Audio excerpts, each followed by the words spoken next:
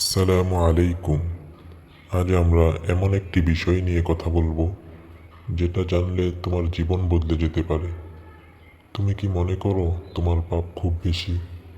তুমি কি ভাবো আল্লাহ হয়তো তোমাকে ক্ষমা করবেন না? আজ কুরআন তোমাকে সরাসরি উত্তর দিচ্ছে। কুরআনের আয়াত, আল্লাহ তাআলা বলেন, হে আমার বান্দারা, যারা নিজেদের উপর জুলুম করেছ, তোমরা আল্লাহর রহমত থেকে নিরাশ হইও না। নিশ্চয়ই আল্লাহ সব গুনাহ ক্ষমা করেন। এই আয়াত শুধু তোমারই জন্য।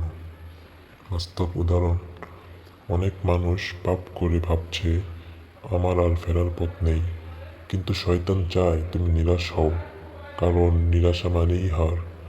আল্লাহ চায় তুমি ফিরে আসো। তাওবা মানে শুধু ক্ষমা চাই না, তাওবা মানে ভুল ছেড়ে দেওয়া, অনুতপ্ত হওয়া আর না করার সিদ্ধান্ত নেওয়া। ভাবো, তুমি কি ভুল করেছো?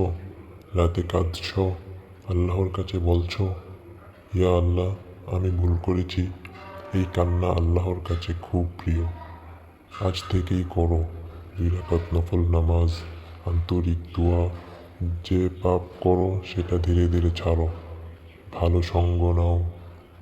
মনে রেখো, তোমার পাপ যতই বড় হোক, আল্লাহর রহমত তার চেয়েও বড়। আজই একটি গোপন তওবা করো আর ভিডিওটি শেয়ার করো, হয়তো কারো জীবন বদলে যাবে।